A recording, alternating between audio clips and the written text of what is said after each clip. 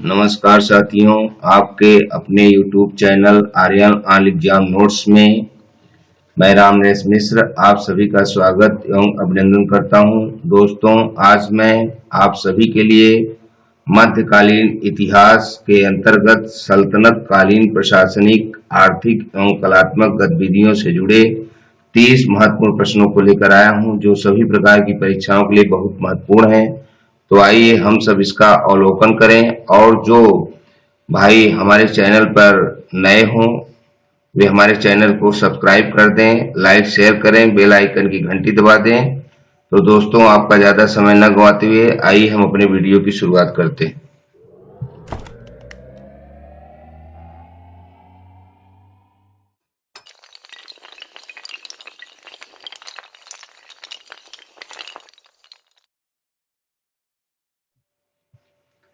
प्रश्नों की शुरुआत करने से पहले हम आपको बता दें कि सल्तनत काल 1206 ईस्वी से 1526 ईस्वी के बीच माना जाता है, जिसमें गुलाम वंश, खिलजी वंश, तुगलक वंश, सैयद वंश और लोदी वंश के 5 राजाओं ने शासन किया था।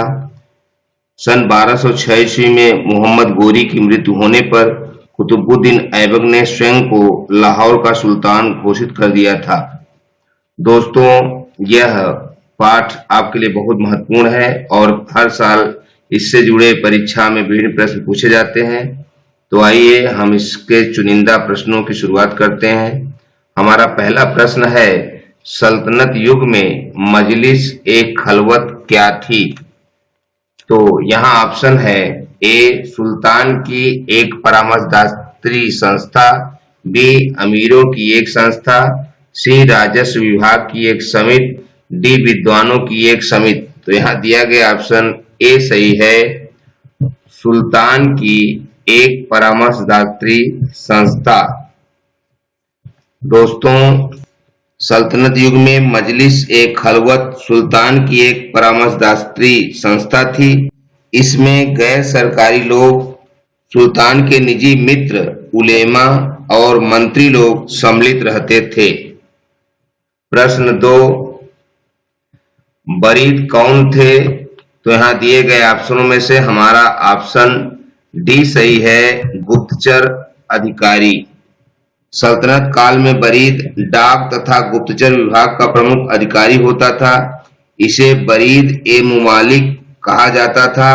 अलाउद्दीन ने गुप्तचर विभाग को विशेष रूप से संगठित किया और बरीद के अधीन अनेक मुनिहान अर्थात भेदियों या जासूसों की नियुक्ति की। प्रश्न 3, इक्ता क्या था? तो यहाँ दिया गया ऑप्शन ए है, अभिजात की आय, बी है जमीन का टुकड़ा, सी है सेना, डी है शाही सिविल। तो यहाँ दिया गया ऑप्शन बी सही है, जमीन का टुकड़ा। भारत में इक्ता व्यवस्था की शुरुआत इल्तुतमिश ने की थी। यह हस्तांतरणीय लगान अधिन्यास था। यह भूमि का एक विशेष खंड होता था जो सैनिक या सैनिक अधिकारियों को प्रदान किया जाता था, किंतु वे इस भूभाग के मालिक नहीं होते थे, वे केवल लगान का ही उपभोग कर सकते थे। प्रश्न 4, अलाई दरवाजा इस्लामी स्थापत्य कला के खजाने का सबसे सुंदर नग है, यह किसका कथन है? तो यहाँ दिया गया ऑप्शन ए है फर्ग्यूसन, बी है पर्सी ब्राउन, सी है मार्शल, डी है विंसेंट स्मिथ। तो यहाँ हमारा ऑप्शन सी सही है, मार्शल। अलाई दरवाजा इस्लामी स्थापत्य कला के खजाने का सबसे सुंदर नग है, यह कथन मार्शल का है। इसका निर्माण 1311 ईस्वी में अलाउद्दीन खिलजी ने करवाया था। प्रश्न 5, कला इतिहासकार पर्सी ब्राउन ने किस काल को मकबरों का काल संबोधित किया है? तो यहाँ दिए गए ऑप्शनों में हमारा ऑप्शन डी सही है, सैयद व लोदी काल। सैयद व लोदी काल में बने मकबरे महत्वपूर्ण थे। इसे देखते हुए इतिहासकार पर्सी ब्राउन ने सैयद व लोदी काल को मकबरों का काल कहकर संबोधित किया है। इस काल के मकबरों को दो भागों में बांटा जा सकता है, अष्टभुजाकार तथा चौकोर। अष्टभुजाकार मकबरे सुल्तानों के लिए बनाए जाते थे, जबकि चौकोर मकबरे अमीरों के लिए बनाए जाते थे। प्रश्न 6, तुर्कान ए चिहलगानी कौन थे? तो यहाँ दिए गए ऑप्शनों में हमारा ऑप्शन बी सही है, 40 तुर्क अमीरों का समूह। इल्तुतमिश ने अपने वफादार गुलाम अमीरों सरदारों का एक दल तुर्क ए चहलगानी का गठन किया, जिसे 40 अमीरों का समूह कहा जाता था या चालीसा भी उसे कहते थे। इल्तुतमिश की मृत्यु के बाद तुर्की अमीरों का सत्ता में हस्तक्षेप बढ़ने लगा।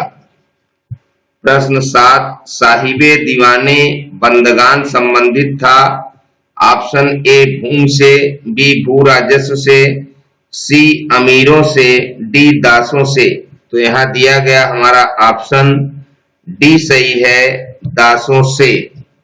फिरोज शाह तुगलक को दासों का बहुत शौक था। उसके दासों की संख्या संभवतः 1,80,000 तक पहुंच गई थी। इनकी देखभाल के लिए एक पृथक विभाग दीवाने बंदगान का गठन किया गया था। उन दासों की शिक्षा का पूर्ण ध्यान रखा जाता था। प्रत्येक दास को 10 से 100 टंके के बीच वेतन मिलता था तथा कभी-कभी जागीरें भी मिलती थी। फिरोज का यह शौक राज के लिए हानिकारक सिद्ध हुआ। प्रश्न 8, निम्नलिखित में से कौन सुल्तानों के अधीन सैन्य विभाग का प्रमुख होता था? ऑप्शन ए सिपह सालार, बी मीर बख्शी, सी आरिज ए मुमालिक, डी मुस्तौफी ए मुमालिक। तो यहाँ दिया गया हमारा ऑप्शन सी सही है, आरिज ए मुमालिक। दिल्ली सुल्तानों के अधीन सैन्य विभाग दीवान ए अर्ज का प्रमुख आरिज ए मुमालिक होता था, जिसका प्रमुख कार्य सैनिकों तथा घोड़ों का हुलिया रखना एवं सैन्य निरीक्षण करना था।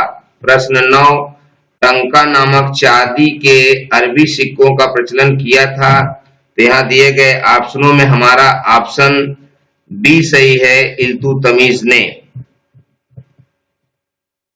सल्तनत कालीन दो प्रमुख मुद्राएं हैं, जीतल एवं टंका।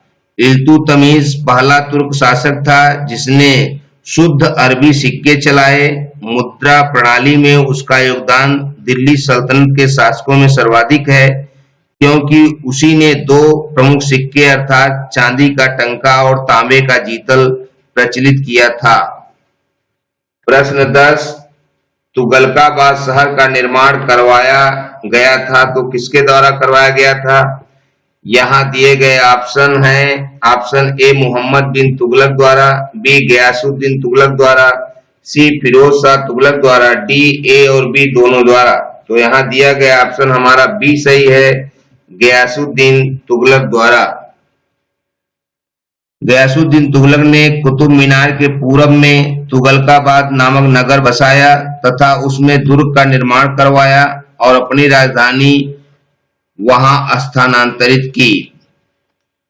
प्रश्न 11,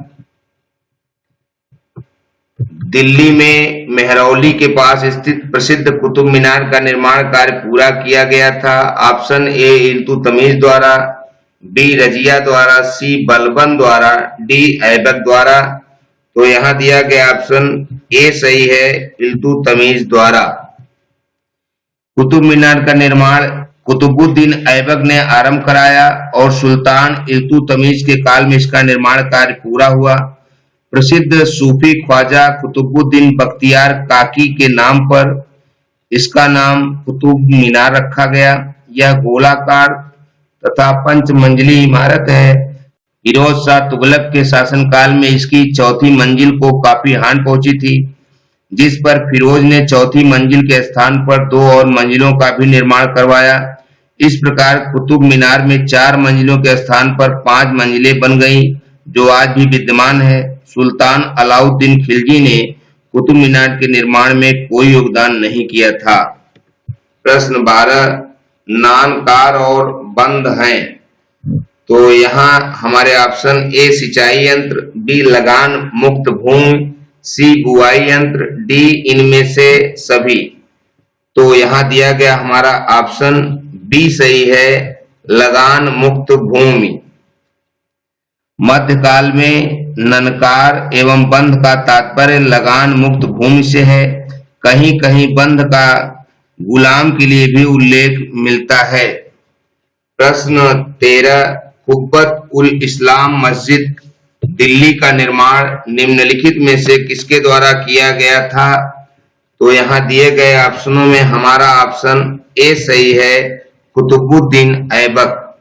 कुव्वत उल इस्लाम मस्जिद दिल्ली का निर्माण कुतुबुद्दीन ऐबक के द्वारा किया गया था। प्रश्न नंबर 14, कुतुब मीनार के निर्माण कार्य को किस प्रसिद्ध शासक ने पूरा किया? तो option A Qutubuddin Aibak, B Iltutmish, C Firoz Shah Tughlaq, D Alauddin Khilji. तो यहाँ दिए गए ऑप्शन में हमारा ऑप्शन बी सही है, इल्तुतमिश। कुतुब मीनार के निर्माण कार्य को इल्तुतमिश द्वारा पूरा कराया गया था। प्रश्न 15, कुतुब मीनार को जैसे हम आज देखते हैं वह किसके समय में आया? तो यहाँ ऑप्शन ए है बलबन, बी अलाउद्दीन खिलजी, सी सिकंदर लोदी, डी फिरोज शाह तुगलक। तो यहाँ दिया गया ऑप्शन डी सही है, फिरोज शाह तुगलक। प्रश्न 16, आगरा नगर की स्थापना निम्न में से किसके द्वारा की गई थी? Option A Firoz Shah Tughlaq, B Mohammad bin Tughlaq, C Alauddin Khilji, D Sikandar Lodi. तो यहाँ दिया गया ऑप्शन हमारा डी सही है, सिकंदर लोदी। आगरा नगर की स्थापना सिकंदर लोदी के द्वारा की गई थी। प्रश्न 17, मेहरौली दिल्ली में कुतुब मीनार का निर्माण किस चिश्ती संत की याद में कराया गया था? तो यहाँ दिए गए ऑप्शनों में हमारा ऑप्शन बी सही है, कुतुबुद्दीन बख्तियार काकी। मेहरौली दिल्ली में कुतुब मीनार का निर्माण कुतुबुद्दीन बख्तियार काकी नामक संत की याद में कराया गया था। प्रश्न 18, सल्तनत काल में निर्मित प्रथम मकबरा कौन सा था? ऑप्शन ए बलबन का मकबरा, बी इल्तुतमिश का मकबरा, सी मोहम्मद चिश्ती का मकबरा, डी सुल्तान गढ़ी का मकबरा। तो यहाँ दिया गया हमारा ऑप्शन डी सही है, सुल्तान गढ़ी का मकबरा। सल्तनत काल में निर्मित प्रथम मकबरा सुल्तान गढ़ी का मकबरा था। प्रश्न 19, मोहम्मद बिन तुगलक ने निम्नलिखित में से किस एक नए शहर को बसाया था? तो यहाँ दिए गए ऑप्शन में हमारा ऑप्शन ए सही है, जहां पनाह नगर। मोहम्मद बिन तुगलक ने जहां पनाह नगर की स्थापना की थी। प्रश्न 20, निम्नलिखित में से कौन सा सुल्तान शहरों का निर्माता सुल्तान था?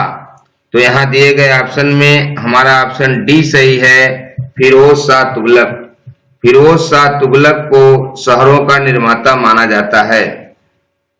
प्रश्न 21, अजमेर स्थित 2.5 दिन का झोपड़ा का निर्माण एक संस्कृत मठ को तोड़कर किया गया था। इस संस्कृत मठ का निर्माण किसने कराया था? Option A Prithviraj Chauhan, B Somdev, C Vigrahraj चतुर्थ, डी राजा भोज। तो यहाँ दिए गए ऑप्शनों में से हमारा ऑप्शन सी सही है, विग्रहराज चतुर्थ। अजमेर स्थित 2.5 दिन का झोपड़ा का निर्माण एक संस्कृत मठ को तोड़कर किया गया था। इस संस्कृत मठ का निर्माण विग्रहराज चतुर्थ द्वारा कराया गया था। प्रश्न 22, राजस्थान के बयाना नामक स्थान में ऊखा मस्जिद का निर्माण किसके शासनकाल में हुआ था? तो यहाँ option A Qutubuddin Aibak, B Alauddin Khilji, C Iltutmish, D Mubarak Shah Khilji. तो यहाँ हमारा ऑप्शन डी सही है, मुबारक शाह खिलजी। प्रश्न 23, निम्नलिखित में से किसका संबंध मोहम्मद बिन तुगलक के काल से है?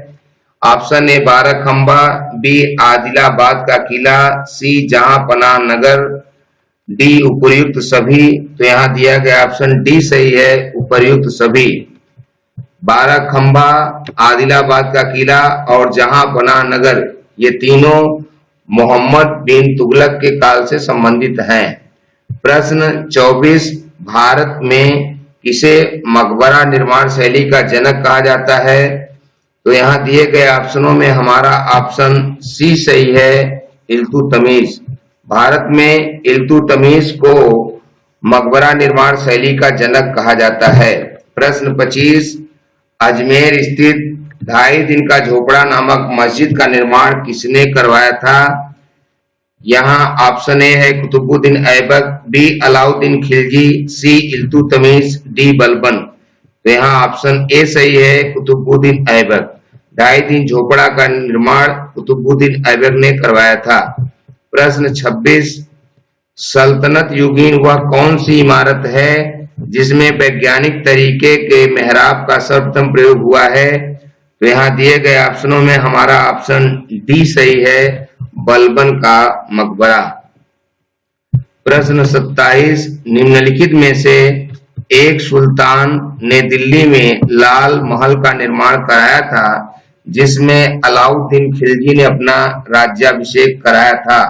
Option A Qutubuddin Aibak, B Alauddin Khilji, C Iltutmish, D Balban. तो यहाँ दिया गया ऑप्शन हमारा डी सही है, बलबन। बलबन ने दिल्ली में लाल महल का निर्माण कराया था जहां अलाउद्दीन खिलजी ने अपना राज्याभिषेक कराया था। प्रश्न 28, निम्नलिखित में से कौन सी पुस्तक दिल्ली सल्तनत के एक शासक की आत्मकथा है?